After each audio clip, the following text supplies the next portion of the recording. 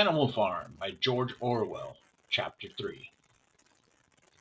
How they toiled and sweated to get the hay in, but their efforts were rewarded, for the harvest was an even bigger success than they had hoped. Sometimes the work was hard. The implements had been designed for human beings and not for animals, and it was a great drawback that no animal was able to use any tool that involved standing on his hind legs. But the pigs were so clever that they could think of a way around every difficulty. As for the horses, they knew every inch of the field, and in fact understood the business of mowing and raking far better than Jones and his men had ever done. The pigs did not actually work, but directed and supervised the others. With their superior knowledge, it was natural that they should assume the leadership.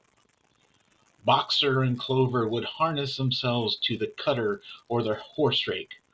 No bits or reins were needed in these days, of course, and tramped steadily round and round the field, with a pig walking behind and calling out, "Gee up, comrade!" or "Whoa back, comrade!" as the case might be. And every animal, down to the humblest, worked at turning the hay and gathering it. Even the ducks and hens toiled to and fro all day in the sun, carrying tiny wisps of hay in their beaks. In the end, they finished the harvest in 2 days' time, less than it had usually taken Jones and his men. Moreover, it was the biggest harvest that the farm had ever seen. There was no wastage whatever. The hens and ducks, with their sharp eyes, had gathered up the very last stalk, and not an animal on the farm had stolen so much as a mouthful. All through that summer, the work of the farm went like clockwork. The animals were happy as they had never conceived it possible to be. Every mouthful of food was an acute positive pleasure, now that it was truly their own food, produced by themselves and for themselves, not doled out to them by a grudging master. With the worthless, parasitical human beings gone, there was more for everyone to eat. There was more leisure, too, inexperienced though the animals were. They met with many difficulties. For instance, later in the year, when they harvested the corn, they had to tread it out in the ancient style and blow away the chaff with their breath, since the farm possessed no threshing machine. But the pigs, with their cleverness, and Boxer, with his tremendous muscles, always pulled them through. Boxer was the admiration of everybody. He had been a hard worker even in Jones's time, but now he seemed more like 3 horses than one. There were days when the entire work of the farm seemed to rest upon his mighty shoulders. From morning to night he was pushing and pulling, always at the spot where the work was hardest. He had made an arrangement with one of the cockerels to call him in the mornings half an hour earlier than anyone else, and would put in some volunteer labor at whatever seemed to be most needed before the regular day's work began. His answer to every problem, every setback, was, "I will work harder," which he adopted as his personal motto. But everyone worked according to his capacity. The hens and ducks, for instance, saved 5 bushels of corn at the harvest by gathering up the stray grains. Nobody stole, nobody grumbled over his rations. The quarreling and biting and jealousy, which had been normal features of life in the old days, had almost disappeared. Nobody shirked, or almost nobody. Molly, it was true, was not good at getting up in the morning, and had a way of leaving work early on the ground that there was a stone in her hoof. And the behavior of the cat was somewhat peculiar. It was soon noticed that When there was work to be done, the cat could never be found. She would vanish for hours on end and then reappear at meal times or in the evening after work was over, as though nothing had happened. But she always made such excellent excuses and purred so affectionately that it was impossible not to believe in her good intentions. Old Benjamin the donkey seemed quite unchanged since the rebellion. He did his work in the same slow, obstinate way he had done it in Jones's time, never shirking, and never volunteering for extra work either. About the rebellion and its results, he would express no opinion. When asked whether he was not happier now that Jones was gone, he would say only, "Donkeys live a long time. None of you has ever seen a dead donkey." And the others had to be content with this cryptic answer. On Sundays there was no work. Breakfast was an hour later than usual, and after breakfast there was a ceremony which was observed every week without fail. First came the hoisting of the flag. Snowball had found in the harness room an old green tablecloth of Mrs. Jones's, and had painted on it a hoof and a horn in white. This was run up the flagstaff in the farmhouse garden every Sunday morning. The flag was green, Snowball explained, to represent the green fields of England, while the hoof and horn signified the future republic of the animals, which would arise when the human race had been finally overthrown. After the hoisting of the flag, all the animals trooped into the big barn for a general assembly, which was known as the meeting. Here the work of the coming week was planned out, and resolutions were put forth and debated. It was always the pigs who put forth the resolutions. The other animals understood how to vote, but could never think of any resolutions of their own. Snowball and Napoleon were by far the most active in the debates, but it was noticed that these two were never in agreement. Whatever suggestion either of them made, the other could be counted on to oppose it. Even when it was resolved, a thing no one could object to in itself, to set aside a small paddock behind the orchard as a home of rest for animals who were past work, there was a stormy debate over the correct retiring age for each class of animal. The meeting always ended with the singing of Beasts of England, and the afternoon was given up to recreation. The pigs had set aside the harness room as headquarters for themselves. Here in the evening they studied blacksmithing, carpentering, and other necessary arts from books which they had brought out of the farmhouse. Snowball also busied himself with organizing the other animals into what he called animal committees. He was indefatigable at this. He formed the Egg Production Committee for the hens, the Clean Tails League for the cows, the Wild Comrades Re-Education Committee. The object of this was to tame the rabbits and the rats, the Whiter Wool Movement for the sheep, and various others besides instituting classes in reading and writing. On the whole, these projects were a failure. The attempt to tame the wild creatures, for instance, broke down almost immediately. They continued to behave very much as before, and, when treated with generosity, simply took advantage of it. The cat joined the re education committee and was very active in it for some days. She was seen one day sitting on a roof and talking to some sparrows who went just out of her reach. She was telling them that all the animals were now comrades, and that any sparrow who chose could come and perch on her paw.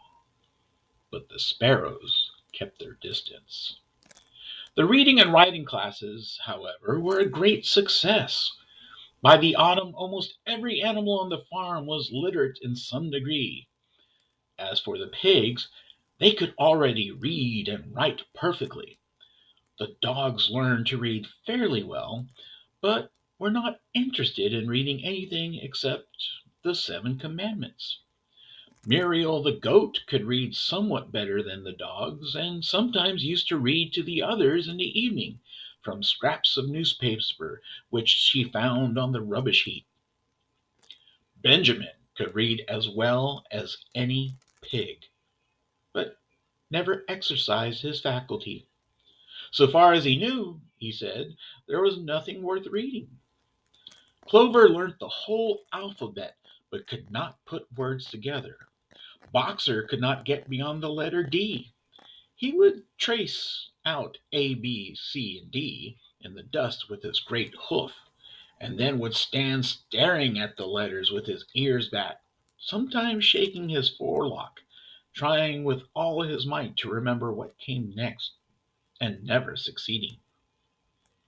On several occasions, indeed, he did learn E, F, G, H, and by the time he knew them, it was always discovered that he had forgotten A, B, C, and D. Finally, he decided to be content with the first four letters and used to write them out once or twice every day to refresh his memory. Molly refused to learn any but the six letters which spelt her own name. She would form these very neatly out of pieces of twig, and would then decorate them with a flower or two and walk round them admiring them. None of the other animals on the farm could get further than the letter A. It was also found that the stupider animals, such as the sheep, hens, and ducks, were unable to learn the Seven Commandments by heart. After much thought, Snowball declared that the Seven Commandments could, in effect, be reduced to a single maxim, namely, four legs good, two legs bad. This, he said, contained the essential principle of animalism. Whoever had thoroughly grasped it would be safe from human influences. The birds at first objected, since it seemed to them that they also had two legs. But Snowball proved to them that this was not so. "A bird's wings, comrades," he said, "is an organ of propulsion, and not of manipulation. I should therefore be regarded as a leg. The distinguishing mark of man is the hand, the instrument with which he does all his mischief." The birds did not understand Snowball's long words, but they accepted his explanation, and all the humbler animals set to work to learn the new maxim by heart. Four legs good, two legs bad was inscribed on the end wall of the barn above the Seven Commandments, and in bigger letters. When they had once got it by heart, the sheep developed a great liking for this maxim, and often as they lay in the field would all start bleating, "Four legs good, two legs bad, four legs good, two legs bad," and keep it up for hours on end, never growing tired of it. Napoleon took no interest in Snowball's committees. He said that the education of the young was more important than anything that could be done for those who were already grown up. It happened that Jessie and Bluebell had both whelped soon after the hay harvest, giving birth between them to nine puppies, nine sturdy puppies. As soon as they were weaned, Napoleon took them away from their mothers, saying that he would make himself responsible for their education. He took them up into a loft which could only be reached by a ladder from the harness room, and there kept them in such seclusion that the rest of the farm soon forgot their existence. The mystery of where the milk went was soon cleared up. It was mixed every day into the pigs' mash. The early apples were now ripening, and the grass of the orchard was littered with windfalls. The animals had assumed a matter of course that these would be shared out equally. One day, however, The order went forth that all the windfalls were to be collected and brought to the harness room for the use of the pigs. At this, some of the other animals murmured, but it was no use. All the pigs were in full agreement on this point, even Snowball and Napoleon. Squealer was sent to make the necessary explanation to the others. "Comrades," he said, "you do not imagine, I hope, that we pigs are doing this in a spirit of selfishness and privilege. Many of us actually dislike milk and apples. I dislike them myself. Our sole object in taking these things is to preserve our health. Milk and apples, this has been proved by science, comrades, contain substances absolutely necessary to the well-being of a pig. We pig are brain workers. The whole management and organization of this farm depend on us. Day and night we are watching over your welfare. It is for your sake that we drink that milk and eat those apples. Do you know what would happen if we pigs failed in our duty? Jones would come back. Yes, Jones would come back. Surely, comrades, cried Squealer, almost pleadingly, skipping from side to side and whisking his tail. Surely there is no one among you who wants to see Jones come back. Now, if there was one thing that all the animals completely were certain of, it was that they did not want Jones back. When it was put to them in this light, they had no more to say. The importance of keeping the pigs in good health was all too obvious. So it was agreed without further argument that the milk in the windfall apples, and also the main crop of apples when they ripened, should be reserved for the pigs alone.